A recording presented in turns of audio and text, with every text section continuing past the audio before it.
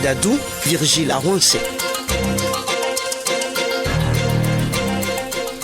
Mesdames, Messieurs, heureux de vous retrouver au grand rendez-vous, le service après-vente hebdomadaire de l'actualité sociopolitique sur Soleil FM. Nous sommes à la veille de la commémoration du 56e anniversaire de l'indépendance du Bénin et c'est le 132e numéro de ce programme. Vigile Aronce est ici, calé devant son micro comme d'habitude pour adresser ses questions à nos invités. Vigile, bonjour. Bonjour, Wilfred Adon, bonjour à tous. Alors, Vigile, je vous retrouve avec grand plaisir pour accueillir deux personnages qui réprouvent la langue de bois. Deux acteurs qui ont le sens de la formule et que certains à tort ou à raison qualifient d'infatigables polémistes. Mais une chose est certaine, ce sont des acteurs publics qui savent répondre aux questions et sans tabou. C'est bien pour cela qu'ils sont nos invités pour le compte de ce numéro. Messieurs, bonjour. Bonjour. Alors, Laurent Météon, on perdrait beaucoup de temps à vous présenter, mais je voudrais juste dire que vous êtes le secrétaire général de la Centra Finance et le président du conseil d'administration de la Caisse nationale de sécurité sociale. Abbé Odessoji, vous êtes homme politique, chroniqueur à vos heures perdues. Vous publiez souvent des réflexions sur les questions de gouvernance de notre pays. Merci, messieurs, merci d'être venus vous consacrer à cet exercice dominical d'explication, de commentaires et d'analyse des exposés de la parole entendue. Alors, j'ai perdu. Je suis là. Oui, vous êtes là. Oui, bien sûr. Alors, l'ancien président de la République, Émile Derlin Zinsou, s'est retiré sur la pointe des pieds en fin de semaine, à 98 ans. Un bel âge, n'est-ce pas? Et depuis, les médias sont inondés d'un torrent d'hommages et d'éloges. Les uns saluent l'intelligence extraordinaire de l'homme, les autres sa culture immense, quand certains applaudissent l'homme politique de talent qu'il fut. Vous ne souhaitez pas y rajouter peut-être une couche supplémentaire d'Essojiabéo? Le docteur Zinsou, permettez-moi d'observer dans ma tête 10 secondes de silence à sa mémoire. Oui, c'est fait, vous pouvez y aller. C'est pas passé. Bon, le docteur Zinsou, je le retrouve dans ce qu'on a décrit en termes d'intelligence, de culture, tout ce que vous voulez. Mais néanmoins, nous sommes tous des humains. Nous avons nos côtés forts, nos côtés faibles. Et je crois que les hommages en mémoire des disparus, il faut relativiser les choses et enseigner les jeunes ou bien enseigner, n'est-ce pas, des gens qui ne sont pas fait des choix à l'histoire.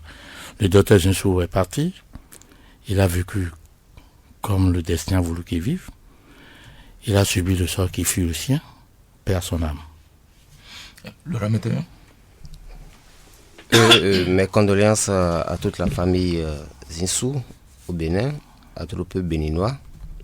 Vous savez, en Afrique, c'est toujours le principe, lorsque quelqu'un meurt, tout ce qui n'a pas été, on se met à le dire et on oublie souvent même certains aspects qui ne doivent pas être oubliés parce que l'histoire doit pouvoir quand même s'enseigner aux jeunes, comme l'a dit tout à l'heure celui qui vient de me précéder. Et il s'appelle Dessoji Abeo. Dessoji Abeo. Vous savez, je dois quand même dire que dans les premières heures, le docteur Émile Derlin Zinsou faisait partie quand même de ces intellectuels qui ont milité pour que notre pays, le Dahomey, soit indépendant. Ça, il ne faut pas le nier. Il faisait partie des tout premiers quand d'autres intellectuels en ce moment refusaient qu'on donne l'indépendance à notre pays. Il faut le citer, et lui, et Sékou Touré et d'autres, j'en passe. Mais on ne peut pas oublier ce qu'il a été après. Un président manipulé qui... Manipulé par qui? Manipulé par ceux qui l'ont placé après, quand bien même il avait cette volonté que nous soyons indépendants. On en parlera tout à l'heure, je pense bien. Mais on ne peut pas oublier quand même toutes les grèves qui ont été étouffées ou réprimées sous lui. On ne peut pas oublier le fameux Zinsou Takwe. On ne peut pas l'oublier parce que nos parents ont payé une lourde tribut dans ce système-là avec lui. Et également, on ne peut pas oublier le 16 janvier 1977. Vous savez, Laurent Météon, qu'on n'a pas le droit de dire du mal des morts en Afrique. C'est pour ça que j'ai dit au départ que c'est ça le paradoxe. C'est ça le paradoxe. C'est pour ça que j'ai dit au moins ce qu'il a fait de bien. Évidemment, chacun de nous a ses ombres et ses lumières. Non, les hommes du 16 janvier, je pense que les enfants de Toto Poulain ne peuvent pas l'oublier. Et ce n'est pas le prince qui est en face de moi qui va aussi non plus l'oublier, puis c'est un chroniqueur. Il ne peut pas oublier non plus le Zinsou Takwe. Il ne peut pas oublier tous ces enseignants qui ont été brimés, dont certains ont eu la carrière brisée parce qu'ils voulaient quand même continuer la lutte que lui a commencé depuis 1958, à savoir il faut que notre pays soit indépendant. Ces luttes qui ont été étouffées dans cette dynamique, on ne peut pas l'oublier. Voilà ce que je peux dire par rapport à ça.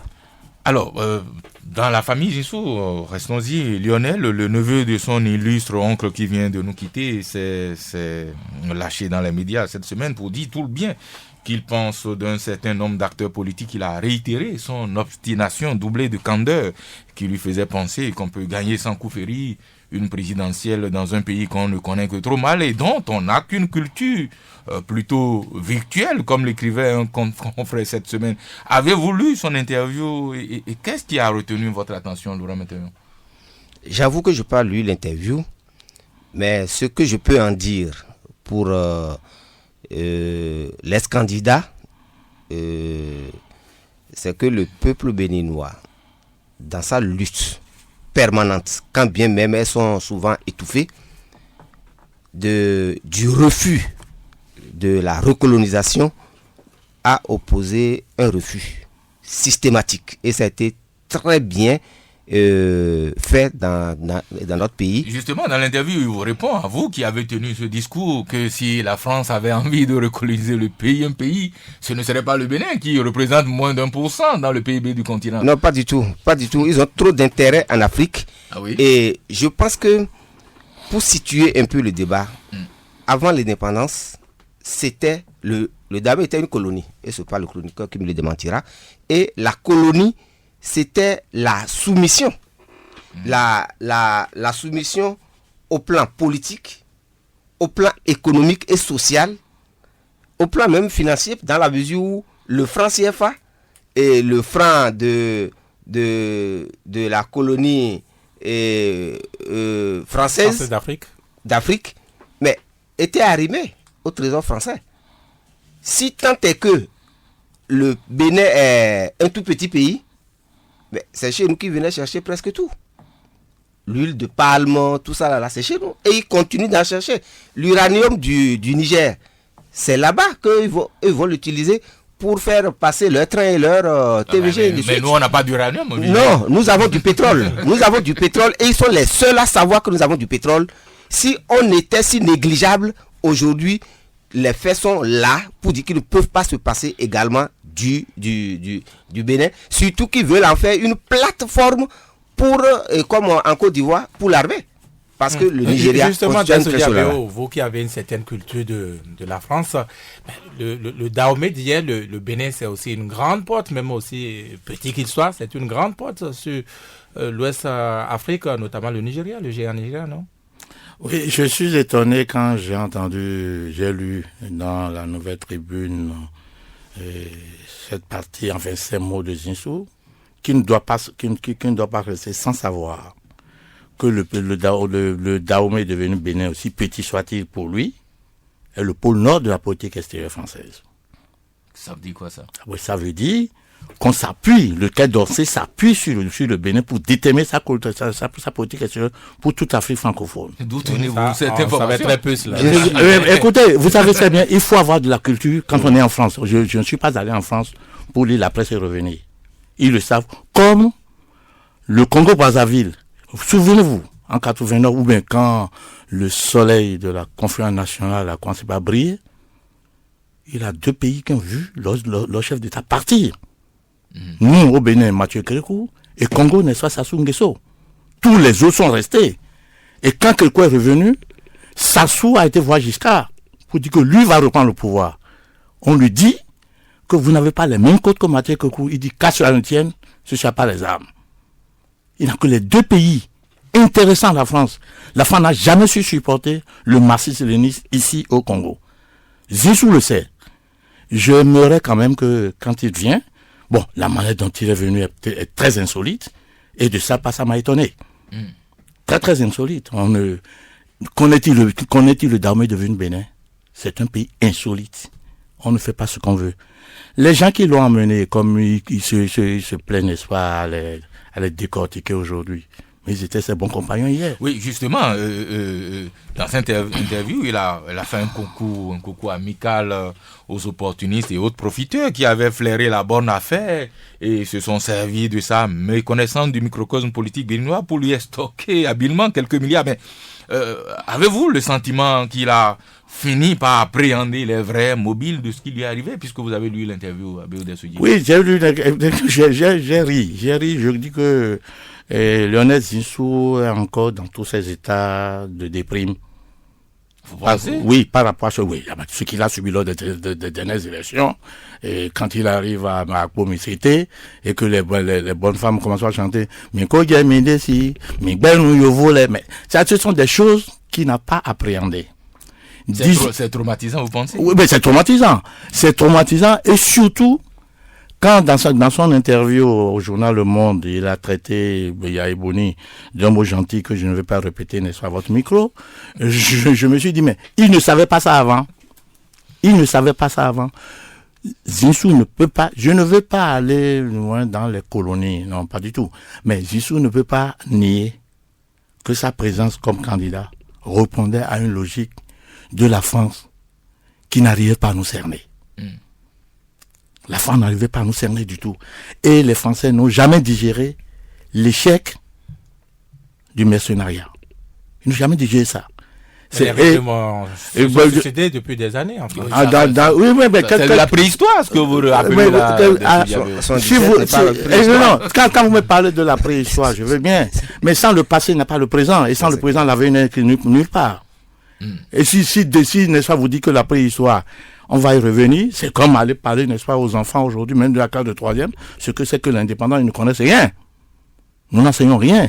Or, aller en France, demander, n'est-ce pas, aux enfants de la classe de 5e, ils savent ce que c'est que la prise de la Bastille. Donc, à force d'évacuer les choses, je crois que nous bâtissons notre pays dans le futur, avec des béquilles qui ne tiennent pas la route. Oui, Laurent Metteon, sur cet aspect de la chose, de ces acteurs politiques qui l'ont entouré, qui l'ont porté, il a reconnu lui-même qu'il a été, je n'ai pas envie de dire le mot, escroqué. Non, il devait le savoir. Il devait le savoir puisqu'il ne maîtrisait pas et de tout ça. Il ne maîtrisait pas les réalités de notre pays. Les réalités tropicales. Il a pensé que nous étions encore au moment où ils peuvent nous imposer tout ce qu'ils veulent. Il ne sait pas qu'au moins, le petit pays dont il parle, il y a de ces hommes, de ces jeunes qui se battent et qui se battent vraiment pour une réelle indépendance, c'est-à-dire une autonomie, une souveraineté dans le pays. Et débarqué par son ami, l'ex-président, tout devrait aller quand même de façon normale, ils ont pensé.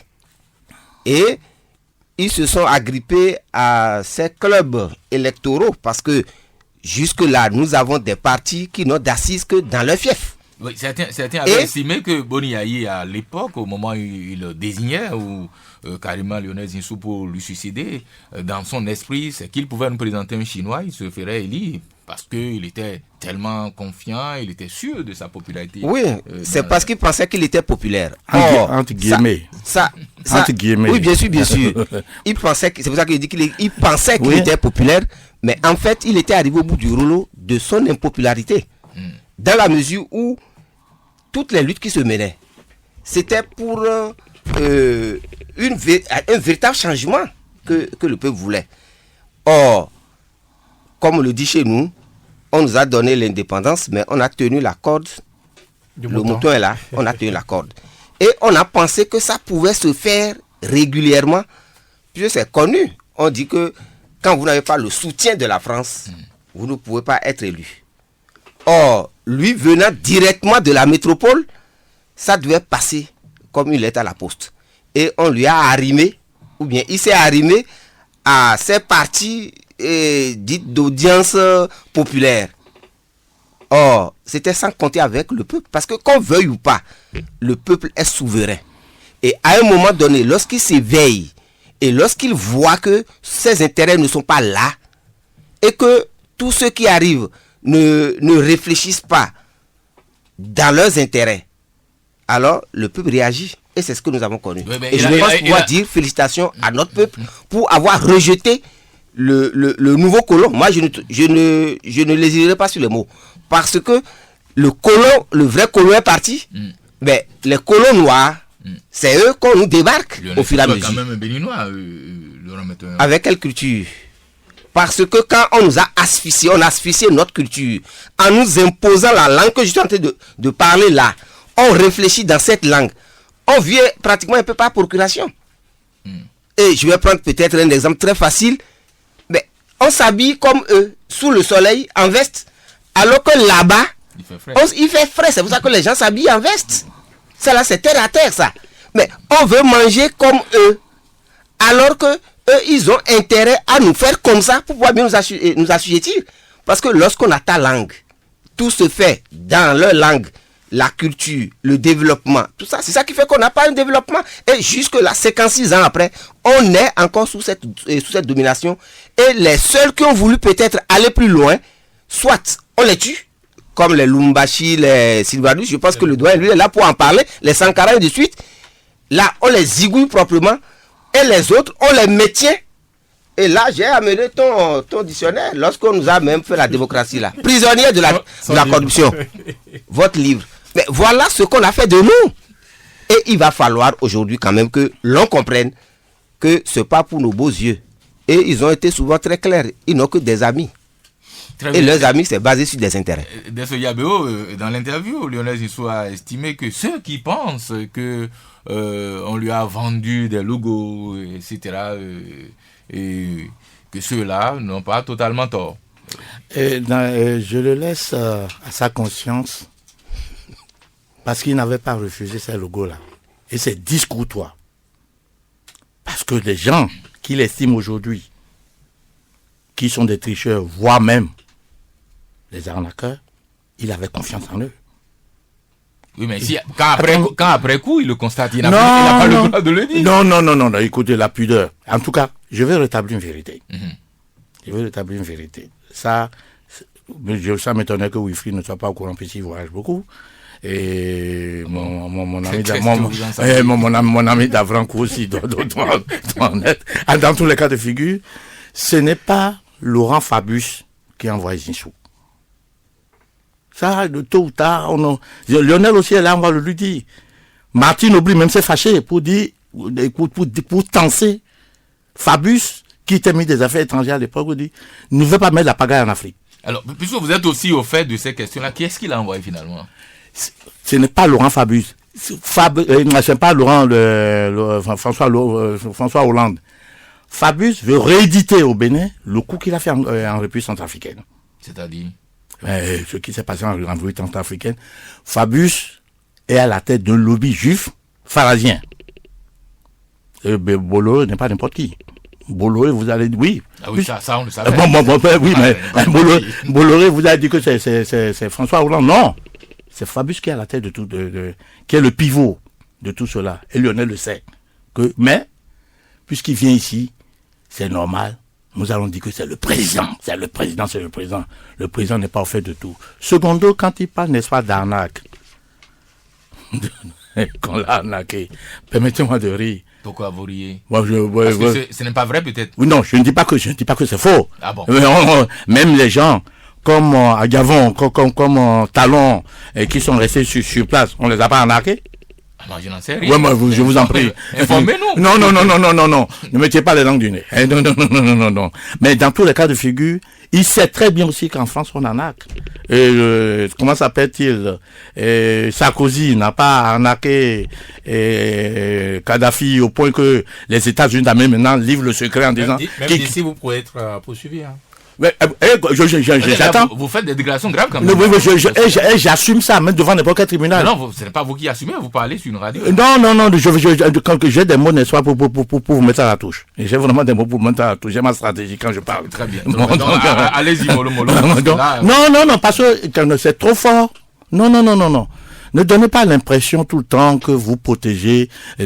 Écoutez, c'est pas... Ah non, nous couvrons nos arrières. Oui, mais ça, vous pouvez le comprendre. Oui, mais je comprends, mais c'est pas cause de c'est pas avec la démocratie. Parce que là, vous faites des allégations quand même qu'il va falloir si c'était nécessaire. Oui, c'est nécessaire de prouver, mais le mot allégation à ma direction est vraiment, n'est-ce pas, mal propre. On aurait dit quoi? Non, je ne fais pas d'allégation, je dis ce que je ne parle pas pour ne rien dire. D'accord. Donc, je crois qu'on attend la sortie du livre de Zinsou pour voir s'il n'a pas fait l'économie de vérité quelque part. Sa fille est venue justement rétablir la vérité. Il n'y a aucun livre ne serait donc en gestation de la part de Zinsou. Ah bon, dans telles conditions, n'est-ce pas, ils mettent les journalistes béninois, n'est-ce pas, en porte-à-faux, puisque c'est dans la presse que j'ai lu qu'il a un livre qui va sortir. Donc si on vous vend des fausses informations, vérifiez ça aussi, allégation aussi, ça, je vous le retourne volontiers. Le grand rendez-vous. Alors, l'indépendance, ça se célèbre. Demain, c'est le 56e anniversaire de notre indépendance. La commémoration se déroule cette année à Cotonou. Certains porte-noviens s'en indignent sans qu'on ne saisisse vraiment pour quel motif cela vous pose-t-il, vous particulièrement, un problème que l'on fête qu'on fasse ces cérémonies à Cotonou? J'assume, n'est-ce pas, si je déçois. Vraiment, j'assume, parce que quand on parle de Porto-Novo, vous tous, autant que vous êtes ici, vous venez de quelque part, et nos noms ne portent pas la même marque. Porto-Novo. Qu'est-ce que vous voulez dire? Oui, je vais dire beaucoup de choses, je vous en prie, mais un peu de mots. Porto-Novo, qu'est-ce qu'on a fait? Vous avez dit que Porto-Novo juste là, qu'est-ce que vous voulez dire? Non, mais les gens n'ont que Porto-Novo à la bouche. Les gens n'ont que Porto-Novo à la bouche. Si tant est qu'ils voulaient vraiment que c'est vrai que la première fête de Patrice Talon, il aurait fallu ça qu'il fasse ça dans la capitale. C'est vrai. Encore que la capitale dont on nous parle, mais sournoisement on déplace vers Cotonou, mais on ne dit rien.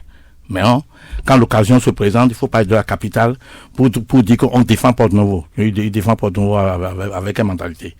Si vraiment l'indépendance devait le dire à Porto-Novo, à partir de ses mains, jusqu'au pont d'abord, il faut donner un peu de visage aux herbes pendantes là, dans la rue. À partir de la maison de Thévo Aigueret, jusqu'au pont, et à partir de l'école normale, en passant par Wando, quand même, le chat dit, quand le chat fait ses toilettes, il regarde de gauche à droite, il met du sable pour que les yeux étrangers ne le voient pas. C'est-à-dire, sois fier de toi avant que les gens te respectent. Vous voulez dire que Porto-Novo ne se prend pas au sérieux, c'est ça? Oui, je dis ça. Que les gens qui crient, ils passent par Wando, vous allez envoyer les délégations étrangères. Je ne sais même pas si les chefs d'État vont venir. En tout cas, les ambassadeurs sont là. Regardez les trous. Et en plus... Mais les trous, ça se ferme, non? Oui, mais on en a fermé. Donc, vous posez une question, n'est-ce pas, polémique là. On l'a pas fait. N'a pas été retenu pour abriter la fête. Non. C'est pas retenu, on peut laisser les trous. Non. Les gens sont pas. Vous allez encore me dire de prouver. Et je passe sur le territoire. Le corps est là. Les gens de génie civil ont demandé, n'est-ce pas, à Patrice Talon, les préparatifs des fêtes au mois de juin. Vers le mois de juin, il leur a répondu honnêtement. Et où se trouve la capitale? Ce qui veut dire, sous-entendu, c'est Porto-Novo.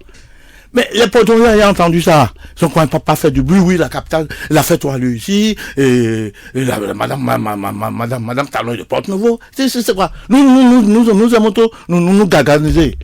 Mais je ne refuse pas. Il va falloir que 48 avant les fêtes, toutes les bonnes dames là qui sont au bord de la route, les marchandises, les nyama là, on les débarque pour que la voie soit nickel. Mettez l'environnement dans un état propice, dans un état respectable pour revendiquer quelque chose. Je sais que vous êtes un grand défenseur de Porto-Novo, et puis il y a beaucoup de choses qui vous dérangent dans ce qui se fait. Et je me fais beaucoup on m'insulte. C'est bien normal, c'est bien normal. On m'insulte. À voir la façon dont vous en parlez aussi avec beaucoup d'énergie et beaucoup de passion. Mon vis-à-vis est aussi passionné, plus que moi. Avec beaucoup de passion, c'est bien normal que les gens vous décrochent quelques flèches, mais dès ce diable, le débat de Porto-Novo, aujourd'hui, Porto-Novo dans l'état où cette ville-là se trouve, qu'est-ce que cela vous fait, le natif de Porto-Novo, que vous êtes... Prince de Porto-Novo, dites-le, parce que ne jetez pas, n'est-ce pas, mon identité à la poubelle. Ça, je vous l'interdis. On était passé à la République. Je vous en prie. Dans cette condition, la confiance nationale n'allait pas retenir la royauté. Donc, c'est le paradoxe. La royauté dans la République. Allez-y, répondez à la question. Oui, il a une chose, oui, c'est vrai, Wilfried, c'est vrai. Il a un problème. Il a vraiment un problème. Et des circonscriptions urbaines de nos villes, à la mairie, ce Porto-Novo, ville particulière, il a un problème qui se pose. Okay. Le maire de la ville, bon, c'est venu. 2003, on peut excuser. C'est venu brutalement. Et les Daubert, quand on était à Paris, ils étaient dans les associations de développement. On n'a pas vu les prémices quand il était maire. Bon, je n'en sais rien. Mais nos maires disposent réellement de quelle autorité? Est-ce que aucun parti n'a pensé à cette histoire de mairie et ça s'est passé comme si on voulait fermer rapidement une page des élections présidentielles de 2001. Il y a ça. Le paradoxe, il a utilisé ça dans d'autres contextes, je l'emprunte pour utiliser dans le mien. Le paradoxe, c'est quoi? Porto-Novo le nom capital est attribué à Porto-Novo. Je suis d'accord avec vous. Porto-Novo vit en sens unique par rapport à Cotonou. Cotonou. Ça veut dire quoi ça? Ça veut dire que c'est une seule pensée politique qui gère Porto-Novo. Ça fait partie du mal de Porto-Novo? Ça fait partie maintenant dans tous les pays du monde entier. Allez à Paris, qui est la capitale de la France. Vous avez tous les partis politiques censés représenter la vie politique qui se font lire. Si à la municipalité de Porto-Novo, ils ont au moins généreusement, je ne peux pas mais généreusement, la logique voudrait que les autres partis qui interprètent le destin du Bénin soient représentés dans nos municipalités. Parce que le PDPC, c'est lui que vous nommez, ils ne viennent pas là par putsch, non? Voilà. L'action des Porto-Novo. Voilà ce que vous dites, et que, n'est-ce pas, les petits esprits qui vont penser ça à Porto-Novo vont penser déjà que je suis en train de lapider le PRD. Voilà comment vous parlez, et vous connaissez bien. Vous nommez alors qui contrôle le Porto-Novo? Non, ne me bousculez pas. Et vous n'allez pas me faire dire ce que je ne veux pas dire. Néanmoins, je dis, c'est en sens unique. Bon, mais vous voulez que je dise, c'est le PRD qui contrôle Porto-Novo. Je suis d'accord. Mais ça, c'est un fait. Oui, mais je suis d'accord. Je dis, il aurait fallu au moins que d'autres partis comme la RB, mais à la mairie de Cotonou, il a les autres tendances aussi. Il a même, n'est-ce pas, le bébé éprouvé de la politique qui est un conseiller, n'est-ce pas, à la municipalité. Vous n'allez pas appeler son nom. Non, je n'ai qui. Pas appeler le nom de qui. Allez-y. Oui, non, le bébé éprouvé, j'ai dit ça encore. Oui, d'accord, on a compris. Vous continuez votre analyse. Donc, il va falloir quand même qu'on réfléchisse au sérieux sur cette histoire de décentralisation que nous mettons sur la mairie, les conseils généraux, on en a jamais parlé. On est là. Les belles idées, c'est parti. Très bien. Donc, attendez. Attendez. Donc, il va falloir réfléchir parce que le maire de Porto-Novo dispose de quel budget, dispose de quels moyens. La municipalité de Porto-Novo, quand on voit, n'est-ce pas, ce qui se passe, on vient à votre micro dénoncer que tel ne vient pas, on vient dénoncer Biokou ici.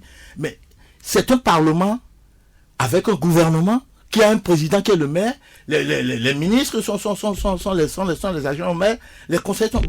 Non, il se pose des problèmes de compréhension. La ville de Porto-Novo, avant de revendiquer quoi que ce soit de priorité, faisons en sorte que du nord au sud, de l'est à l'ouest, le peuple moyen puisse savoir que c'est sa capitale. Ne faisons pas le travail qu'il fait. Chacun se lève, il parle de Porto-Novo pour s'émouvoir. Il parle de Porto-Novo pour que les gugus pensent qu'il pense à Porto-Novo alors qu'il vient dormir à Cotonou. Ça va vous rassurer qu'on ne parle plus de Porto-Novo. Non, pas vous. Les gens ils dorment à Cotonou. On va en parler encore pendant quelques minutes, si vous le permettez, puisque... Non, si vous voulez, là-dessus, pour vraiment finir avec le professeur Albert Ewadjret dans le cas de 56 ans donc d'indépendance du Bénin, est allé dans l'histoire et dit que si Porto-Novo est aujourd'hui dans cet état, c'est les conséquences donc des comportements donc des Porto-Noviens que vous avez dénoncé, Prince Dessoudia Abéo tantôt. Il a rappelé cette chanson, il allait jusqu'à chanter Gambale a eu un ando des trucs du genre, et que c'est tout ça qui a rattrapé Porto-Novo jusqu'à aujourd'hui. Et je vous demande pardon. Je ne veux pas être désobligeant parce qu'à son âge, il faut ménager Albert Ewadjret. Mais je lui demande gentiment de ne pas croire là où il est que lui aussi a servi les intérêts de Porto-Novo. Les coqs en Jean fait à Piti, il en est, n'est-ce pas, l'auteur. Ce débat, on va l'ouvrir plus tard. Revenons dans l'actualité par rapport à la fête de l'indépendance. Maintenant, faudrait-il finalement sédentariser la célébration de la fête nationale à Porto-Novo ainsi que cela se fait dans toutes les capitales ordinaires des pays normaux? Non. Avant d'aborder cet aspect, je vais conclure par rapport à Lionel Zinsou, puisque le prince en a parlé. Fabius, Hollande ou pas, c'est toujours la continuation du pacte colonial. Donc on ne peut pas me dire le contraire. Surtout qu'il avait une mission par rapport à l'Afrique, surtout l'Afrique francophone, l'Afrique de l'Ouest, c'est de combattre la création de notre propre monnaie. J'en aurais fini avec ça. Mais non, vous en avez fini avec ça. Non, je viens. Vous n'avez pas encore la parole. Non, je vous arrête pas. Pardon. Non, il y a une confusion là. Non, excusez-moi. Je viens. Parce que les gens vous écoutent. La confusion, vous allez la relever. Bon, à condition. Écrivez,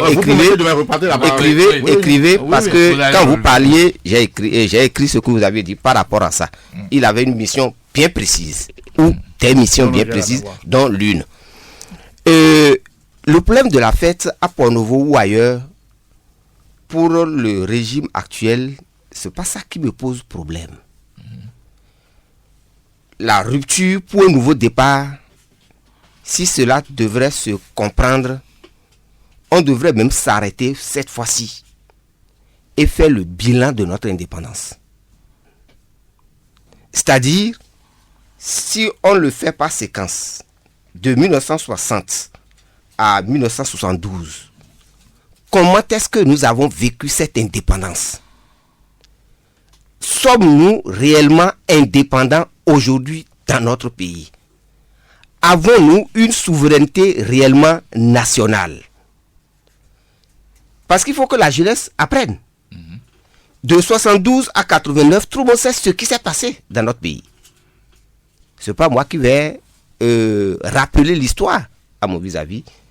60-72, jusqu'à l'arrivée du monstre à 3 têtes, l'incompréhension qu'il y avait, comme je l'ai dit tout à l'heure, au départ, les gens qui étaient très ambitieux, et lorsqu'on les étouffe, on les prend, ils deviennent les colons noirs.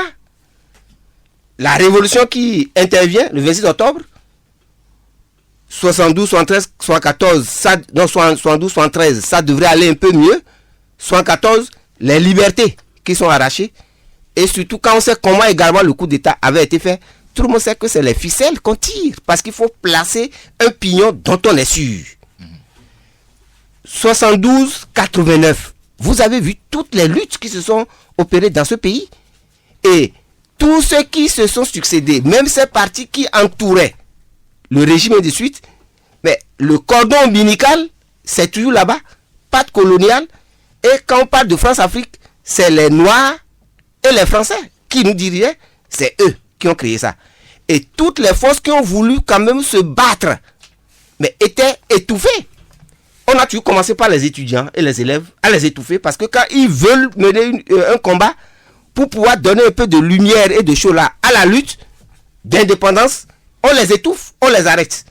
Et personne ne me démentira le contraire ici. Cette lutte est le lourd tribut qu'a payé le parti communiste du Dahomey dans la période. La démocratie est arrivée. 90. Mais de 90, on peut faire peut-être une petite chose là, 90-96, où on a pensé qu'on pouvait rendre gorge aux gens, et de suite. Mais très vite, mais les gens disent, mais si les gens vont sur cette pente-là, nous, on n'aura plus nos rentes. On n'aura plus ce qui doit provenir de ces pays-là, dits pauvres, alors qu'on n'est pas pauvres. C'est nous qui les nourrissons.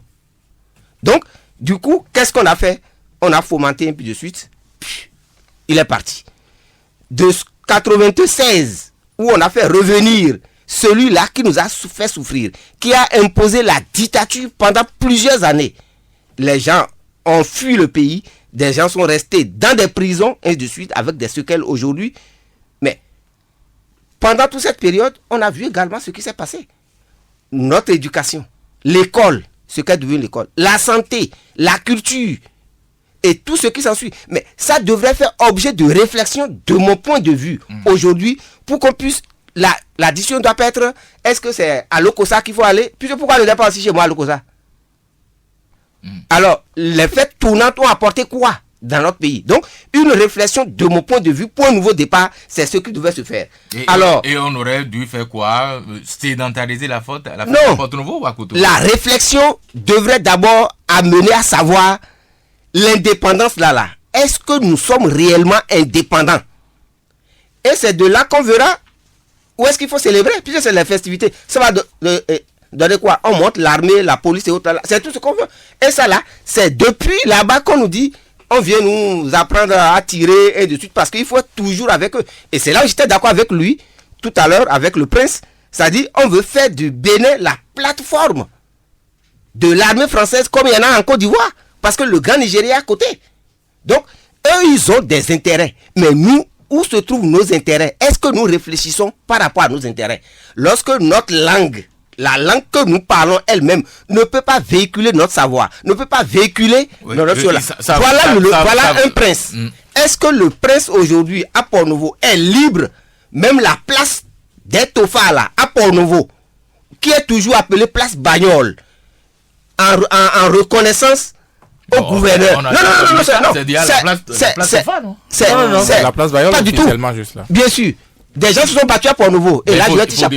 Ça, peut-être. Mais moi, je pense, donc, c'est des réflexions qui doivent pouvoir se mener à ce niveau. Le prince des sujets devrait du coup, ne me cherchez pas de querelle. Donc, du coup, je continue. Alors là, avril 2006 à mars 2016, vous voyez tous le gâchis qu'on a eu. Et c'est là, moi, je vous félicite. Vous, en disant Wilfried Adou, avec votre confrère, on a dit qu'on a eu une démocratie. Parce que le peuple l'a voulu, effectivement, en 90. Mais cette démocratie, qu'est-ce qu'elle est aujourd'hui? Prisonnière, parce qu'il faut collaborer avec eux pour pouvoir rassurer leurs intérêts et les intérêts de ceux qui pompent tous nos sous là dans leur poche. C'est ça, la prison dans laquelle encore on nous a enfermés. Donc, du coup, moi, je pense que de mars 2016 à aujourd'hui 31 et cela, on devrait pouvoir quand même s'arrêter. Il faut s'arrêter. Qu'est-ce qu'il faut faire évaluer, par rapport à ça? Je mets tout ça dans les états généraux du peuple que certains avaient proposé ici, le Parti communiste et la Convention patriotique des forces de gauche. Très bien. Et Dessou Yabé, rapidement, vous avez... moi, c'est rapidement. Oui, vous avez quelque chose à corriger. On va changer de sujet si vous le permettez. Allez-y. Ce qui a corrigé d'abord, vous avez votre temps d'antenne. Non, c'est pas grave. Je vous ai dit tout à l'heure que quand on a fait communiste, ils sont les seuls coqs de la basse-cour. C'est quoi le coq de la basse-cour? Allez-y rapidement, parce que le temps... Non, oui, le temps, oui. Quand il s'agit de désolé, c'est le temps. Bon, je viens. Et en 58, puis il va jusque là-bas, De Gaulle avait déclaré à Conakry, vous voulez l'indépendance, prenez-la avec ses conséquences. Ça nous a apporté quelle réflexion? Thévoïga a écrit l'Afrique révoltée. Je vous conseille de lui demander s'il a encore ce bouquin-là. Et quand vous voyez son parcours, Amonsou Bruno, Rajemo, etc. L'indépendance. Mais d'où venons-nous? Que sommes-nous? Où allons-nous? C'est bien beau, je ne suis pas d'accord à 100% quand on jette la pierre à la colonisation. François Mitterrand a dit dans sa conférence de presse qui paie le jour où la France perd à l'Afrique, elle devient un pays sous-développé. Aujourd'hui, je vous approuve l'histoire de la monnaie. Depuis le Conseil de l'Entente. Bon, on allait me dire que les Dégaules étaient au pouvoir, les Foucault étaient au pouvoir, enfin, les forces étaient au pouvoir, nos Tunchefs, d'accord. Mais le Conseil de l'Entente devait pas. Depuis quand on pense à la monnaie de la CEDEAO? La France sait particulièrement que le jour, n'est-ce pas, nous aurons notre propre monnaie, elle est vraiment dans une pente glissante. Revoyons-nous, j'ai lu dans la semaine 4 minutes du gouvernement Talon qui parle de 100 jours de la diplomatie. J'ai ri. Orientons notre diplomatie vers des pays de petite taille de l'Europe. Parce que la France nous méprise, nous laissons mépriser. Je suis désolé, le pouvoir ne se donne pas, ça s'arrache. Le pouvoir de notre indépendance, l'indépendance c'est quoi pour nous? Ça recouvre quoi pour nous, pour des générations qui nous ont transmis notre savoir? Et qu'est-ce que nous allons laisser? Oui, ce que Bertrand nous dit est vrai. Bon, très peu, peut-être un pourcentage assez réfractaire vis-à-vis de ceux qui voient la télévision, vous disent qu'ils ne veulent pas voyager. Mais vous pouvez dire béninois, 8 sont prêts, n'est-ce pas, à prendre son passeport tout de suite et aller en France. Même si là-bas, n'est-ce pas, il n'a pas de quoi manger, au moins il est en France. Nous avons un problème avec nous-mêmes. Quand ce qu'il dit est totalement vrai, qu'il aurait fallu que le président Patrice Talon engage une réflexion sur vraiment le nouveau départ, engage une réflexion sur l'indépendance, attend d'abord que cette indépendance passe avant de mettre sur pied ce que vous appelez une commission des réformes institutionnelles. Je termine en une seconde en vous disant que on nous a parlé des réformes institutionnelles, mais subitement et politiques. Mais subitement on fait rentrer la Constitution par infraction. Ça ne veut pas dire la même chose. Ça, on va en parler tout à l'heure. Ça ne veut pas dire la même chose. Et il faut à la vérité dire que là-dessus, sur la piste de la réflexion d'assises pour se retrouver, eh bien, Prince DS Odié Abeo, comme Laurent Métoyon, rejoignent tous le professeur Albert Evoy, je dirais. Eh bien, je ne sais pas du tout, n'est-ce pas, si Albert Evoy t'a payé pour porter ta robe d'avocat, mais tu es certaine. C'est pas un péché non plus de rappeler ce qu'il a dit, Albert Evoy. Non, mais la leçon d'insistance me dit que... Non, mais puisque vous également... Il veut me faire inscrire dans ma tête Albert Evoy. Mais je connais Albert Evoy, j'ai aussi mon idée sur lui. Vous l'avez déjà connu avant moi. Ah oui, je l'ai connu avant toi. Le grand rendez-vous. Alors, puisque vous parlez de réforme politique et institutionnelle, vous avez sans doute lu le rapport de la commission Diogbenou en bonne place dans ce fameux rapport trônant le mandat unique. Êtes-vous pour la question financière ou contre? Non, vous d'abord. Pour ou contre et pourquoi? Je suis contre quoi? Le mandat unique. Non. Et c'est franchement, avec tout le respect que j'ai pour Patrice Talon, il n'a pas l'habitude qu'on lui résiste, mais c'était dans un milieu d'affaires où en termes de compromission, personne ne lui avait à la cheville.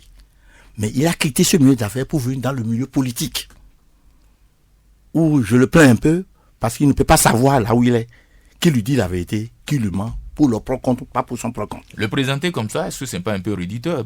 Patrice Talon, ça fait une vingtaine d'années qu'il est dans les coulisses de la politique. Non, il est dans les coulisses. Patrice Talon a assez côtoyé et fréquenté, c'est pas la même chose. Assez côtoyé la classe politique et fréquenté quelques-uns. Patrice Talon, n'est-ce pas, été le bailleur de fonds, comme à Gavon, de quelques-uns. Patrice Talon. Vous en savez des choses, vous? Oui, mais évidemment, vous n'en savez jamais rien, c'est qui sait tout. Vous êtes malin, vous. Donc, Patrice Talon, n'est-ce pas, a côtoyé assez la classe politique, a utilisé les hommes politiques pour ses propres affaires, mais il ne connaît pas tous deux. Tous deux, nous ne sommes pas venus ici pour ça, parce qu'il a beaucoup à dire. Maintenant, la Constitution, le référendum, reporté par 2 fois, ici en 91. Bon, 2 mandats qu'on a tout fait pour mettre dans la tête des gens, et c'est là où l'aristocratie des universités a joué un rôle, parce que nous aussi, nous imprimons dans la tête de nos parents qui ne sont pas allés à l'école, nos conceptions, nos fantasmes. Répondez à la question maintenant. Oui, est-ce que vous êtes pour ou contre et pourquoi? Non, Non, à ce que Patrice Talon propose. Non, mandat unique. Non, son mandat unique, est-ce que c'est de lui-même ou bien ce sont des gens qui croient? Je ne suis pas d'accord avec le mandat unique. Pourquoi? Attendez, la Constitution dit que vous faites 2 mandats, vous partez. Il évoque un problème de mentalité. Mais ce problème de mentalité, vous pensez que aux États-Unis d'Amérique et consorts, les gens n'ont pas envie de continuer? Ce problème de mentalité, ça peut être vaincu. Maintenant, si Patrice Talon est très généreux vis-à-vis du Bénin, et je crois qu'il est dans cet état d'esprit, des 2 mandats, s'il fait un, il dit, bon, écoutez, j'ai fait un mandat, j'ai fait l'expérience, je m'en vais, choisissez un autre. Mais il ne peut pas imposer ce que... Non, c'est pas vrai.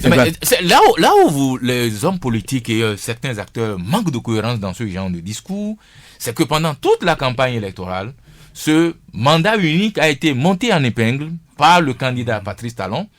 D'accord? Le peuple a voté pour lui. 25 candidats l'ont entouré au second tour pour le faire président et subitement tout le monde retrouve la lumière pour dire que le mandat unique n'est pas bon. Non. Alors, il n'y a pas quand même un problème de cohérence dans la démarche là? Oui, mais je prends cohérence de la bourre de Vigide comme une manière polémique de Wilfried comme une manière polémique de nous lapider un peu.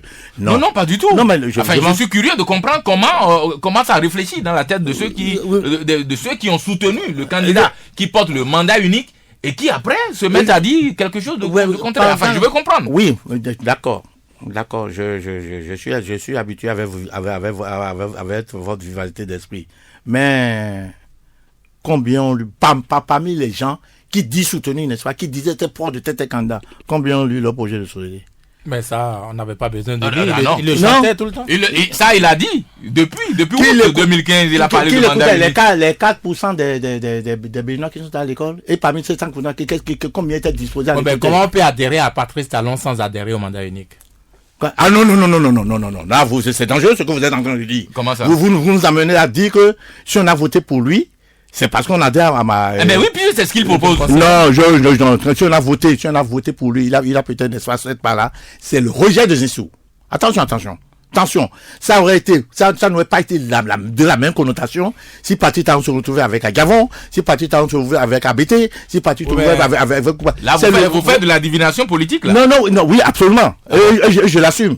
Et ça part dans notre débat. Non. C'est le rejet de Zinsou à jouer plus sur ce que... Mais on pouvait rejeter Zinsou autrement. On a pourtant fait le choix de Patrice Talon. Comment ça vous pouvez rejeter Zinsou? On avait 32 autres possibilités. Et il y avait Sébastien Agavon, on aurait pu voter pour lui. Écoute. Bon. Il aurait pu être... Mais attendez. L'histoire d'Agavon, ne l'évoquons pas. Ne reviens pas un chat qui dort. D'accord, on donne la parole à Laurent sur la question. Sur la question du mandat unique. Oui, c'est bon, vous allez reprendre la parole tout à l'heure. D'accord, je vous remercie. Sur la question du mandat unique, moi je suis contre. Et pourquoi? Je suis contre quand bien même on me dit que ça a été l'élément important au cours de la campagne du président Talon. Vous savez comment se fait la campagne dans notre pays? Tout à l'heure, le prince parlait de combien ont écouté ou ont compris ce programme. Vous avez semblé ridiculiser. Mais même s'il a parlé fond dans certaines localités, vous pensez que ceux qui venaient l'écouter étaient venus pour écouter un discours ou un programme? Non. Ils étaient venus pour quoi? Ils étaient venus pour les sandwichs. Malheureusement, nous sommes encore à cette étape. Et le nouveau départ et la rupture, c'est là où on les attend le plus pour pouvoir quand même nous amener à un nouveau départ. On est parti de Eouzou. De Eouzou, on est passé à Renouveau démocratique. Et vous avez dit que Renouveau démocratique, là, on est prisonnier. Et on est passé après à changement. Vous avez un problème avec la prison. Oui, parce que j'y suis resté longtemps pendant cette révolution-là. Je le sais. Donc, j'en parle à bon escient. Et on est passé de changement à refondation. Oui. De refondation, on est passé à rupture et nouveau départ. Lorsque vous me dites que c'est 67%, non. Ne masturbons pas déjà l'histoire. Comment ça? Le président Talon a eu 24%. D'accord. Et c'est la rupture qui a apporté 41%. D'accord. Et, comme l'a dit le prince tout à l'heure, c'est le rejet d'une certaine recolonisation de notre pays. Mais ça, c'est clair. Là où je ne suis pas en accord avec vous, que oui. je ne comprends pas ce que vous dites, c'est que quand Patrice Talon au premier tour avait eu ses 24%, il y a eu quand même des gens qui l'ont entouré pour dire, comme vous l'avez appelé, la rupture, qui l'ont porté à devenir président. Mais dans ce lot-là, aucun d'eux n'a rejeté le mandat unique. Je ne crois pas avoir entendu quelqu'un rejeter le mandat unique. Non. Et c'est là où il y a quand même un problème de cohérence. Ne menez pas le problème à ce niveau. Ah ben on le met lorsque vous allez au second tour, vous n'allez pas... Vous acceptez tout ce qu'on vous dit. Non. Lorsque vous allez au second tour, vous ne vous mettez pas à critiquer le programme de l'autre. C'est pour ça qu'on a proposé les états généraux du peuple. Que tous... Certains étaient d'accord. Effectivement, moi, à la décharge de ce que vous dites, tu vois, il était d'accord par rapport aux états généraux. Les états généraux devraient maintenant alors revoir ce qui doit être le programme consensuel parce que, mais aujourd'hui, si vous nous dites seulement que c'est par rapport au programme de Chola, ça veut dire qu'on navigue à vue. Chacun vient, il vient avec son programme, il finit, il s'en va. Alors que Aliafa 25, on a déjà tout dit si c'est les écrits, on en a suffisamment. Et là, lorsqu'on me parle de mandat unique, est-ce que le mal dont souffre notre pays aujourd'hui, c'est un problème de mandat unique? Non.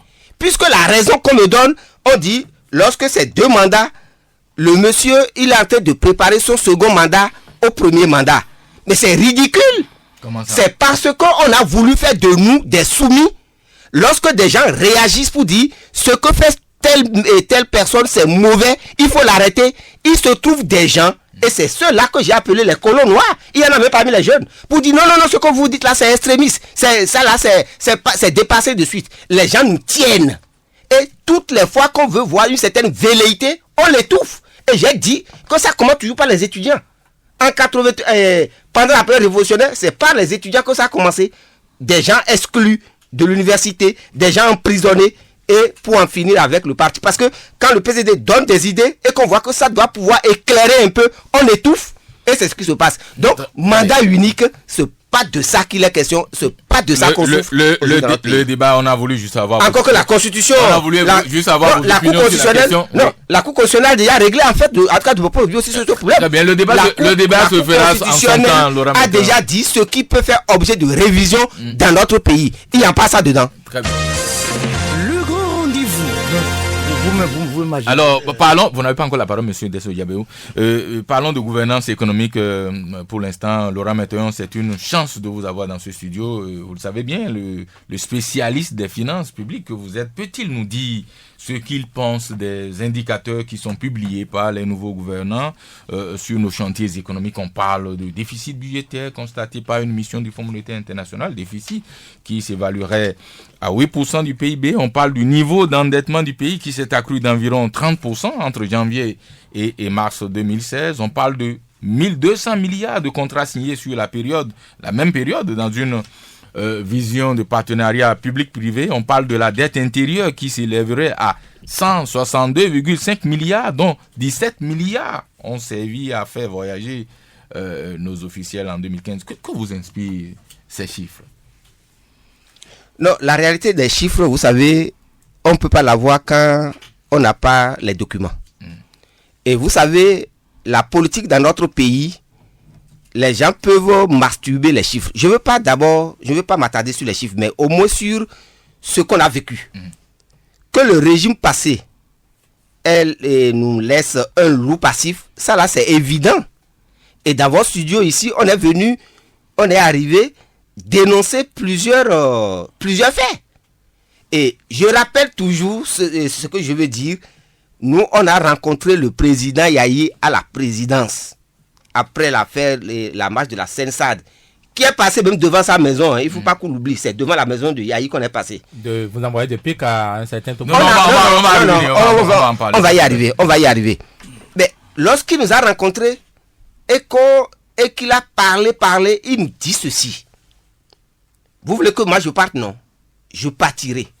Mais avant de partir, je mettrai la barre très haute et ça sera difficile à celui qui va venir de gérer. Il a fait, effectivement.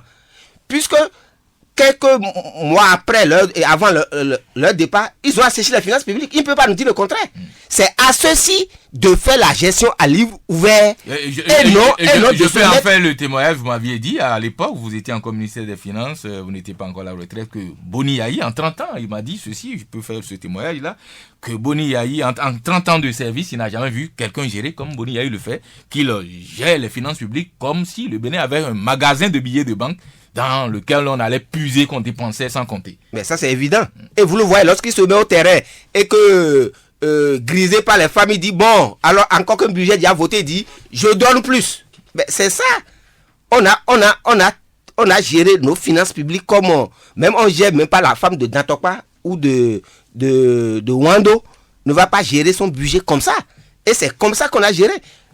Vers la fin, alors que les travailleurs du ministère des Finances au garage central réclamaient des véhicules, c'est à la veille qu'on leur a livré des véhicules. Allez voir l'état de ces véhicules aujourd'hui. La dette intérieure, ils sont passés par plusieurs emprunt obligataire et par les bons du trésor. Ils en ont fait plein.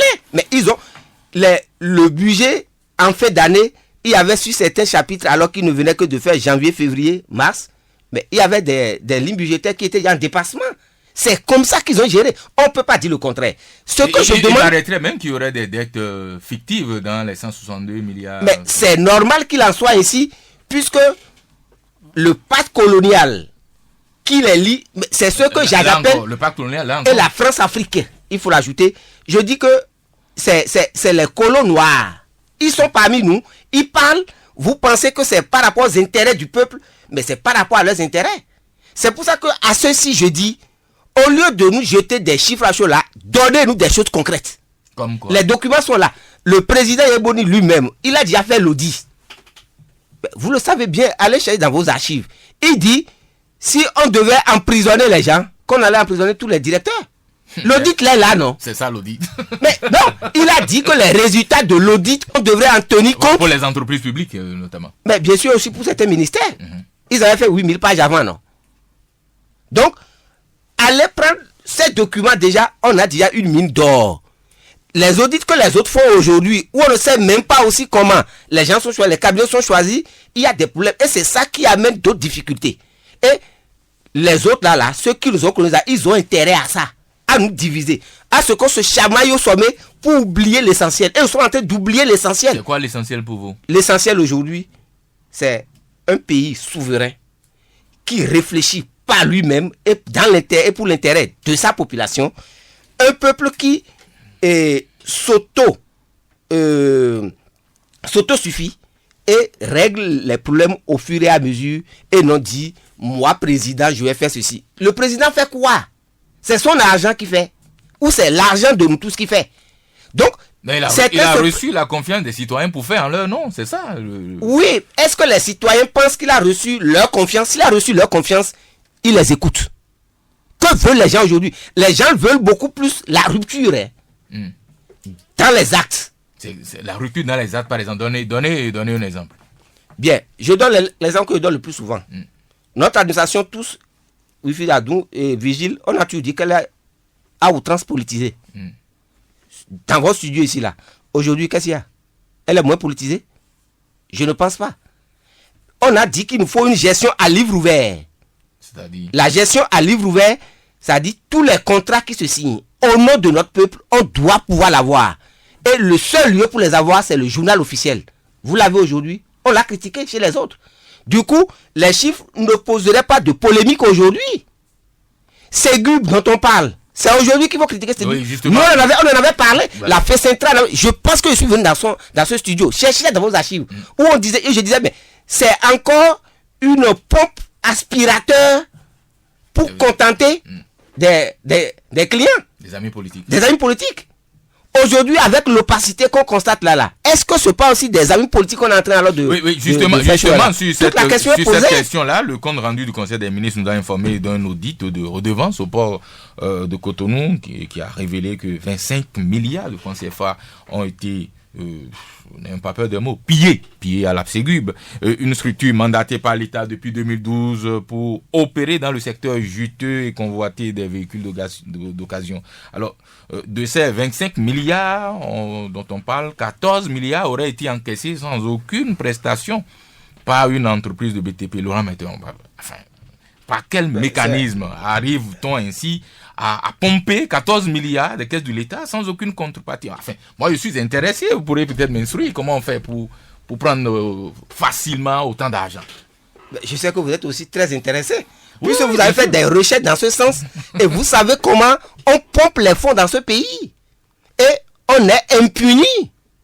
C'est ça aussi ce qu'on nous a appris. Voler, nous, on vous protège. S'il le faut, si à l'intérieur, il doit y avoir soulèvement, on envoie l'armée, surtout qui sont un peu stationnés, c'est pas au Gabon et en Côte d'Ivoire, on les amène pour vous protéger. Est-ce que vous n'en faites pas un peu une fixation? Je n'en fais pas une fixation parce que c'est la réalité. On va faire 56 ans.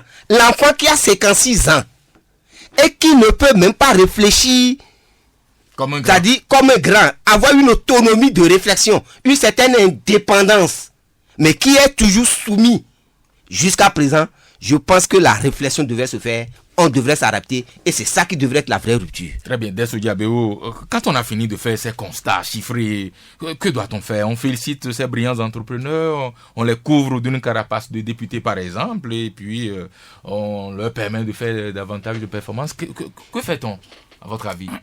Ce que vous dénoncez est bien. Non, je ne dénonce rien du tout, je parle de dénoncez. faits évoqués par le gouvernement. Non, vous dénoncez même si c'est relativement, vous dénoncez. N'évacuez pas le mot dénoncer. Comment on dénonce Non, vous ne dénoncez pas en première lecture, mais vous dénoncez. Ce qui est sûr, permettez-moi de revenir.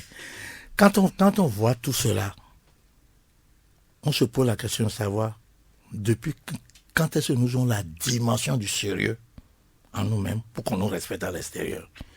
À supposer, n'est-ce pas, qu'on avait la planche à billets. Vous voyez, n'est-ce pas, dans quelle eau d'inflation Yahibo va nous amener. À supposer qu'on avait la planche à billets. On fabriquait notre propre monnaie. Oui, mais notre propre monnaie. Milliards. Le trésor français ne nous regarde pas. Mais bon, on nous a donné, n'est-ce pas, une fourchette de compte là-bas à utiliser. Bon, vous l'utilisez comme vous voulez. Raison pour laquelle je reviens sur ce que vous avez insinué. La réforme des institutions. Si on avait des institutions dirigées par des hommes qu'on va nommer, parce que quand on me dit que les gens vont élire ça, une élection, ça demande aussi, n'est-ce pas, des tractations, non. Je peux nommer, c'est une manière de parler, je n'ai pas cette prétention, hein. Je peux nommer Adoum, quelque part. Qu'Adoum ait le courage de me dire, merci de m'avoir nommé là, mais la responsabilité de ce que vous me donnez, je vais l'assumer. Mais ces gens d'hommes, on en cherche encore au Bénin. Vous en connaissez là beaucoup? Vous avez une liste de gens qui se comportent comme ça dans oui, mais pays? M. Adoum, donc, ce qui veut dire, au lieu de me parler de la commission des réformes politiques, parlons des points d'homme. Il ne suffit pas de porter un pantalon pour être un homme. Alors, les hommes qu'est-ce que vous suggérez qu'on mette en place une machine qui fabrique les hommes nouveaux? Je n'ai jamais dit ça, mais je pense, sans vous jeter des fleurs ni à Virgile, vous connaissant peut-être la déception, ça peut venir après, je ne pense pas que vous allez céder à certaines choses. Les gens, vous venez de le dire, vous venez de donner la réponse à la question que vous me posez d'une manière pour me mettre en difficulté. Ah oui? Oui, vous venez de le dire. Mais je vous connais pour savoir que dans certaines circonstances, vous êtes capable de remettre votre démission. Vous dites, bon, écoutez, je ne réponds pas à votre critère. Parce que vous avez une conscience. Mais tous les Béninois en ont la conscience. Non, je suis désolé. Je suis complètement désolé. Ils peuvent me jeter la pierre. Ils peuvent tout faire, n'est-ce pas, pour que les autorités qui décident ici ne me regardent pas. Tous les Béninois n'ont pas la conscience. Arrêtons. Quelle vérité nous sommes prêts à accepter pour dire, même si c'est avec véhémence qu'il le dit, il nous dit quelle vérité nous sommes prêts à nous dire. Donc, nous posons aussi des problèmes à nous-mêmes. Et c'est trop facile d'accuser, n'est-ce pas, l'Occident. Nous posons des problèmes à nous-mêmes. Regardez la gestion. Et je reviens, Virgile, je te respecte. C'est malsain. Quand vous évoquez la chanson Ayou Anado, ne révoque pas. Virgile a dit tout à l'heure, c'est le passé. Personne ne peut contrôler la passion d'un peuple. Personne. Albert Evroy, professeur d'histoire, sait très bien ce qui s'est passé en France, entre Paris et Bordeaux. Professeur d'histoire. Donc, très bien. Ne reverrons pas les choses. Nous allons rapidement boucler cette partie-là et aborder les 100 jours, si vous le permettez. Vous gardez la parole, justement. En presque 4 mois de gouvernance, Talon, qu'est-ce qui vous a plu, qu'est-ce qui vous a déplu dans la gouvernance du nouveau président, des nouveaux dirigeants du pays? Je suis au regret de vous décevoir. Moi, non. Non. Moi, je pose des questions. Non, je ne comprends pas votre état d'esprit. Je ne comprends pas du tout votre état d'esprit. Et si c'est Adrien Mbegui, si c'est Amoussou, si c'est Guy Kola-Olé, c'est-à-dire ce que le président de fin a appelé les clubs électoraux et que nous évertions à appeler, n'est-ce pas, les grands partis, si ce sont eux qui sont au pouvoir, les 100 jours ont un sens.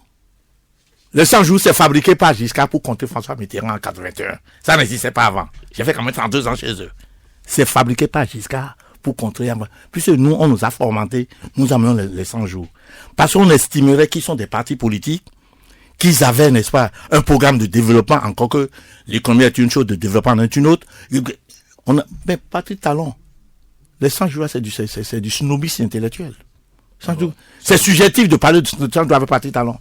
Non, pas du tout. Le gars, pourquoi? Il connaît la politique. Quand vous me parlez de projet de société programme, on l'a confectionné. À son exil, il a déjà réfléchi à tout. Non, c'est faux. Les 100 jours, c'est du snobisme intellectuel. Mais le candidat s'est fait quand même élire sur la base d'un document. Écoutez, vous restez littéraire ou vous restez, n'est-ce pas, philosophe? Je n'ai pas cette prétention. Non. C'est tout de même un prétexte pour faire un bilan. Faisons le bilan. Quel prétexte? En 100 jours, dites-nous 2 choses qui vous ont plu dans la gouvernance actuelle et 2 choses qui vous ont déplu, par exemple. C'est très concret ma question. Non, très concret, je suis pas d'accord avec le mot concret là. Mais non, pas du tout. Mais ce qui est sûr, moi je dis et je souligne que 100 jours dont nous a rabâché les cocoricots du 100 jours là. C'est trop peu pour... C'est du snobisme intellectuel, un point très. Très bien. Laurent Maintenant, vous êtes un proche aussi, un militant du Parti communiste du Bénin qui, pour ça existe encore? La seconde fois, après le soutien apporté au président Soglo, s'aligne derrière un président élu, bientôt 4 mois que Talon est aux commandes du navire Bénin. Quels sont les 2 actes de gouvernance qui vous ont réjoui et les 2 autres qui vous ont ulcéré ou peut-être inquiété? Le Parti communiste existe toujours depuis sa création en 1977. Merci. Et c'est le seul parti dont on peut dire qu'il anime la vie politique réellement dans notre pays, et ceci de façon incontestable.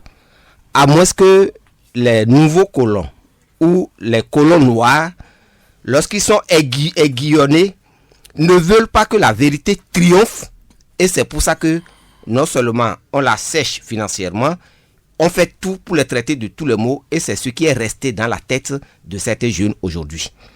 Ceci étant, le 100 jours, effectivement c'est trop peu et c'est du snobisme parce que c'est pas dans nos habitudes, mais malgré ça, 100 jours, moi je vais partir de ce qui est mauvais. Et je vais arriver à ce qui est bien. Et là, ce sera également aussi une réponse au prince. La nomination dans notre administration publique, c'est ça qui a accentué l'impunité et c'est ça qui a accentué la corruption. Même quand on parle d'appel à candidature, cela veut dire quoi? Cela veut dire que les principes, le profil, les postes, les critères sont définis. Et lorsque c'est défini, celui qui veut postuler, il postule. À la fin, mais il y a toujours quand même une élection. Il y a toujours une élection.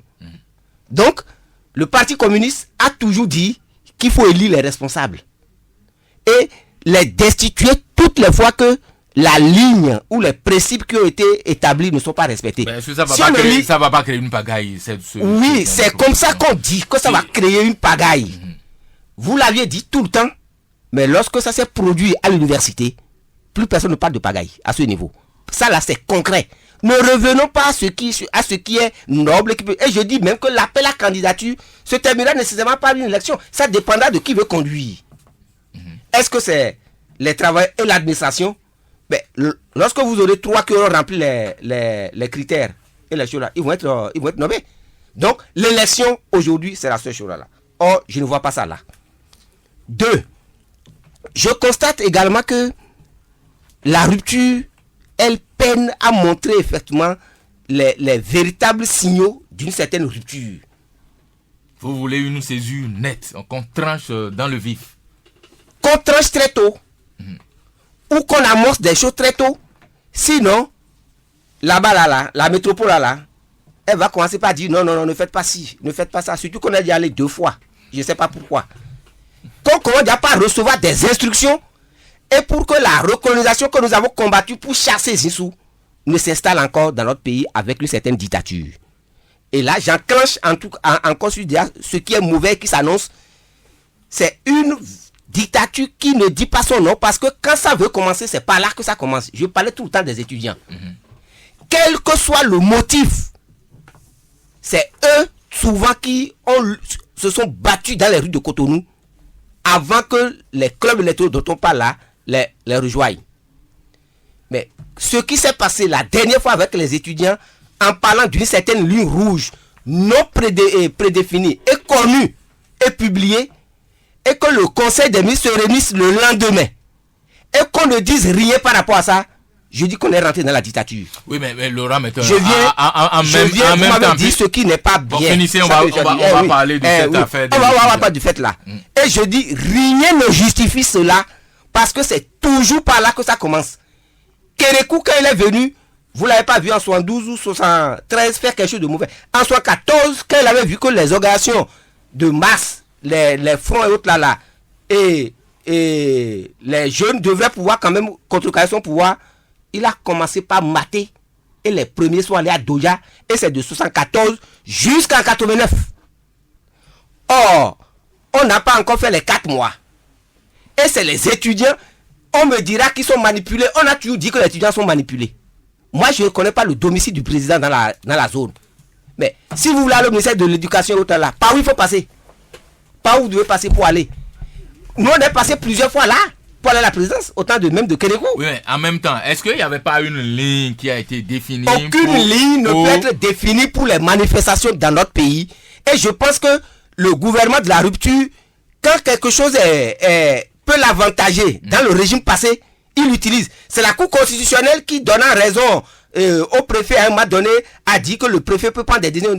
C'est de ça qu'ils se sont là parce que ça les arrange. Si ça ne les arrangeait pas, ils allaient aussi annuler ce décret. Laurent, mettons en même temps qu'on a le droit de marcher. Vous savez très bien que je suis un ardent défenseur. Un adepte, moi, de la liberté de penser, d'aller venir, de penser, de dire, de marcher, de s'exprimer. Bien. Mais en même temps, est-ce qu'on ne doit pas trouver le moyen de concilier cette liberté-là avec l'ordre public, tout de même? La conciliation se fait comment? La conciliation se fait par ceux qui doivent encadrer la chose là. On pouvait ramasser tous les militaires et toutes les choses là pour alors faire la haie devant le ministère, faire la haie jusqu'au jour là que les étudiants passeraient pour aller livrer leur message.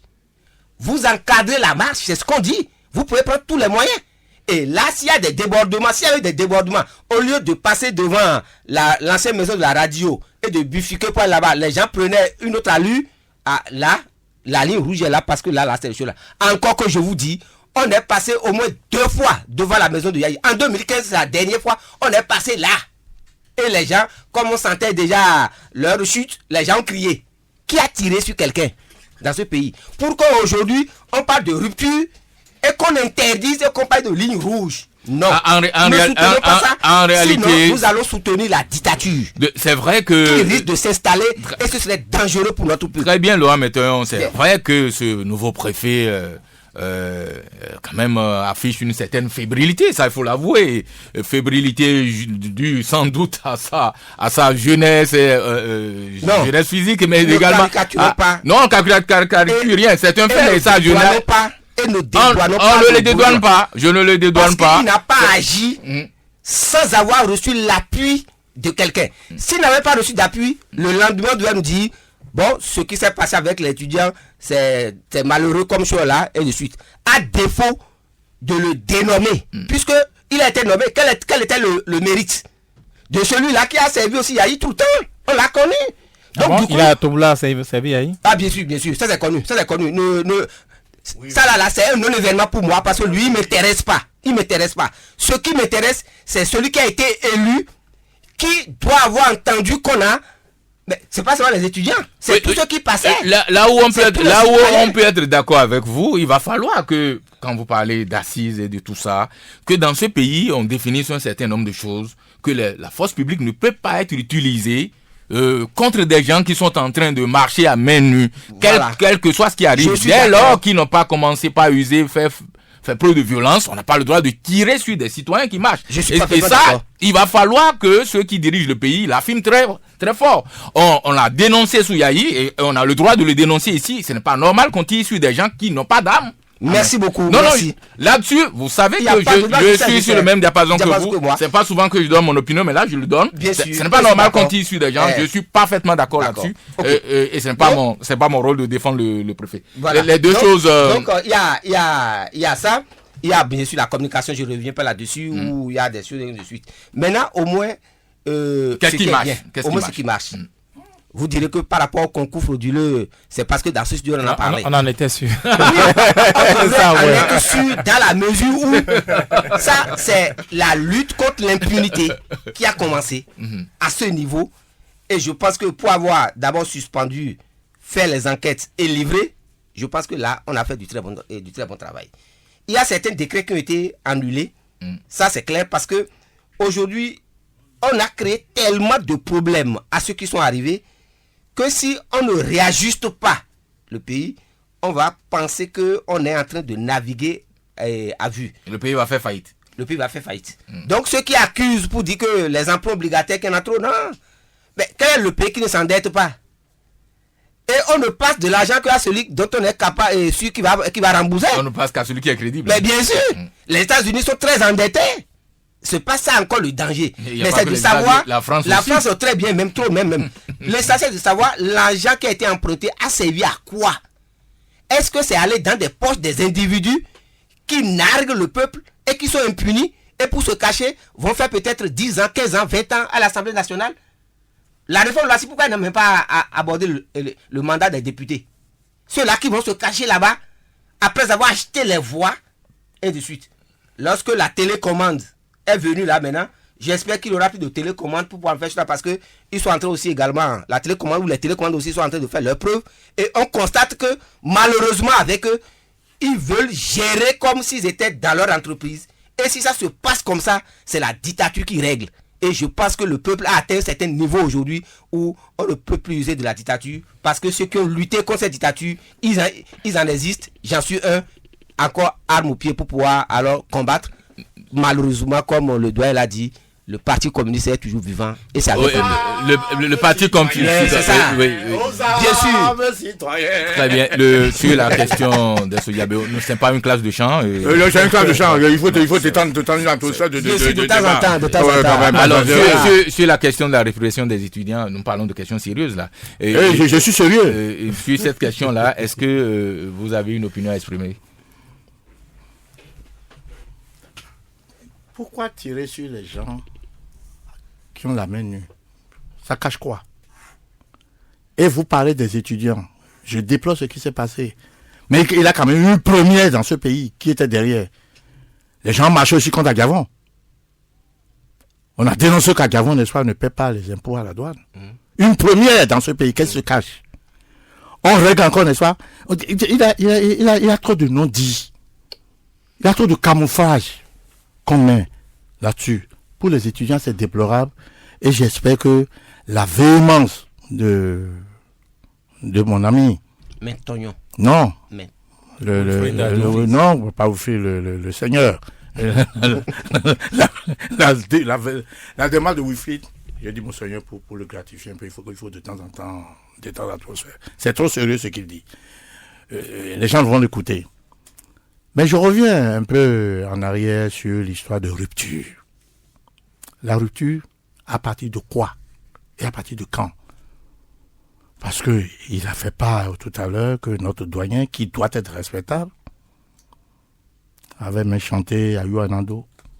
Mais les gens oublient que le blocage de ce pays, depuis la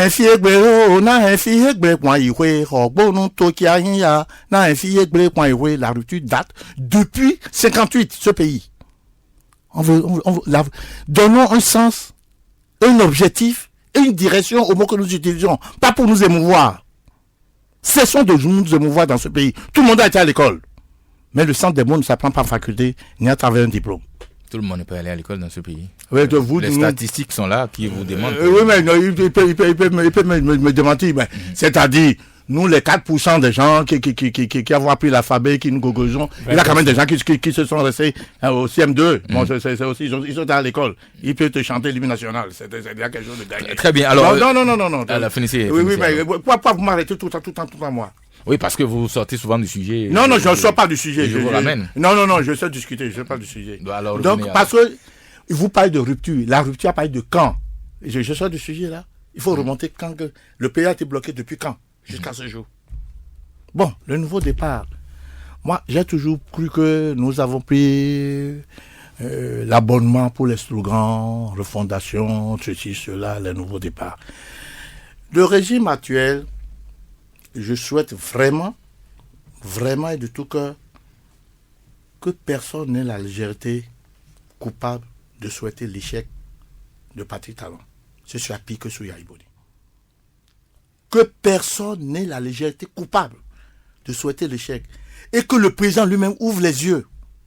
Parce qu'il y a trop de... Vous m'avez demandé, qu'est-ce que vous voulez si moi je vais développer mes arguments, je vais encore choquer les gens. Donc je préfère me taire maintenant. J'ai assez eu de coups. Il est insultant, il est ceci. J'ai assez eu de coups, j'ai un peu de place. Donc j'ai mal dans mon corps. Raison pour laquelle je ne veux plus aller jusqu'au bout de certaines choses. Donc, que le régime fasse attention. Parce que ce qui s'est passé avec les étudiants, et ce qui s'est passé avec Agavon, qui a quand même 23% d'électorat dans tous les pays normalement constitués, on doit le considérer, on doit le respecter. Et on doit le consulter dans les pays qui se respectent. Vous avez l'impression qu'il n'est pas consulté peut-être? Ah ben, ne me dites pas ce que vous savez, ce que la presse dit. Ah non, je n'en sais rien du tout. C'est vous qui affirmez des choses. Non, vous en savez. Allez au bout de vos idées. Non, mais vous en savez, c'est vous qui écrivez. J'écoute aussi votre radio. Oui, mais Agavon n'est pas encore sorti de la rupture, que je sache, non? Mais pourquoi dites-vous qu'il n'est pas écouté? Qu'est-ce que vous en savez? Ah bon, qu'est-ce que Agavon va vous dire qu'il va... Bon, appelez-le. Appelez-le, il va parler. S'il veut parler, il n'a qu'à parler. Appelez-le. Ah bon, parce qu'il vous a dit qu'il n'est pas écouté. Je ne suis pas pour de ça. Ah puisque vous l'affirmez. C'est à vous que je veux même demander tout à l'heure, n'est-ce pas, de me permettre de le rencontrer. Vous, Wilfried. Donc, je ne pas. Alors, Laurent Métoyon, comment on se porte aujourd'hui? Parce que ce serait quand même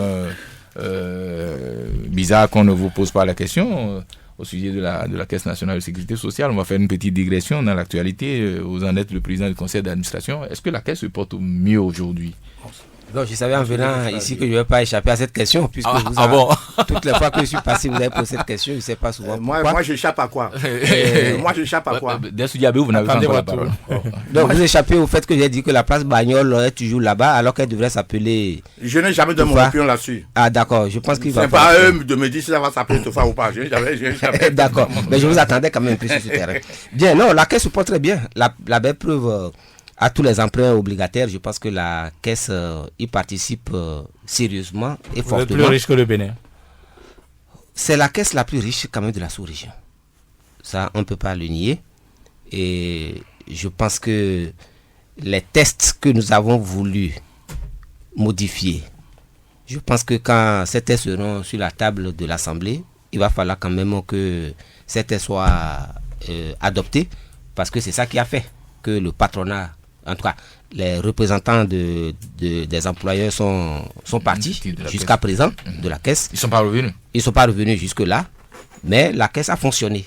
Elle a fonctionné dans la mesure où tout le monde ne pouvait pas quitter la maison. Si on était parti, les milliards que génère cette Caisse pouvaient peut-être servir à d'autres choses sous le régime Yahi. Et je pense que notre présence a été quand même, avec les administrateurs, d'une importance capitale, parce que notre rôle, c'était de veiller sur la bonne gestion alors des ressources de cette maison. Donc c'est ce que je peux vous dire par là. Le mandat tire pratiquement déjà vers sa fin, parce que c'est 3 ans, renouvelable juste une seule fois. C'est ce que les tests ont dit là-bas. Très bien, alors nous sommes presque à la fin de cette émission. Dessou Diabéo, 30 secondes pour conclure. Ah, c'est 30 secondes. 30 secondes vous avez pour conclure cette émission. Je n'ai même pas parlé 10 minutes. Allez-y, vous pouvez toujours abuser, allez-y. Allez-y, sinon je vais donner la parole à... Mais allez-y, m'attaquez-moi si vous voulez. Laurent Métoyon qui va... Non, je pense que l'heure devrait être à la réflexion, comme j'ai dit, pour penser sur notre indépendance. Ouvrir des perspectives, effectivement connaître le contenu de la rupture. Je l'ai réclamé plusieurs fois, qu'on nous dise la rupture, quel devrait être son contenu. Et ça devrait se faire à une certaine assise que les gens ont ridiculisé, vilipendé, et ça n'a pas eu lieu. Et c'est ça qui donne un peu ce qu'on voit comme tâtonnement de suite. Et je pense également, et je l'ai dit plusieurs fois, ceux qui croient en la rupture doivent tout faire pour qu'on n'échoue pas. Sinon, la métropole, la mère colonie est aux aguets et est prête tout le temps à nous soumettre comme elle a continué. Elle est dans votre viseur de toute façon. Culturellement, économiquement, financièrement, socialement, et que sais-je encore. Et vous voyez ce que l'école est devenue, élite. On nous a fabriqués comme ça pour qu'on soit plus soumis. Et c'est ce que nous subissons. Je pense qu'on doit pouvoir transcender ça et penser Afrique et protéger les chefs d'État qui veulent aller dans cette vision, parce que quand ils n'ont pas le peuple derrière eux et qui ne veulent écouter ce qui se passe à la métropole, ils finissent par être chassés comme nous l'avions fait en 2016 avec le président Boni Yayi. Bon, je vous remercie pour votre accueil, même si j'ai reçu quelques coques en jambes. Je vais terminer, moi, par quelque chose qui vous tenait à cœur et que les actualités, n'est-ce pas, ont fait que vous les avez balayées. Je termine par la mairie de Porto-Novo. Vous savez, il va falloir une grande réflexion, il va falloir, n'est-ce pas, une très grande réflexion sur ce que représente la mairie de Porto-Novo. Parce que la fois dernière, je n'ai pas aimé la manière dont l'administratif est venu lapider à votre micro, n'est-ce pas, un élu, particulièrement, n'est-ce pas, Bioko David. L'administration est une administration, ce sont les gens nommés, mais les élus sont les élus. Et il faut revoir la composition du conseil municipal de la ville de Porto-Novo, parce que Porto-Novo ne peut pas continuer à y gérer en sens unique. Voilà, mais messieurs, il est temps de rendre l'antenne. Georges Pono est en train de nous le rappeler amicalement. Laurent Météon, secrétaire général de la FECENTRA Finance et président du conseil d'administration de la Caisse nationale de sécurité sociale, et Desodi Abeo, homme politique, étaient aujourd'hui nos invités. Messieurs, merci d'être venus en direct éclairé de votre lumière l'actualité de la semaine. Georges Pono aux manettes pour la réalisation technique de cette émission. Quant à nous, Vigile Avancé et Wilfried Adou, nous remercions de nous rester fidèles. Rendez-vous dimanche prochain, même heure, même fréquence, avec de nouveaux invités, si Dieu le veut.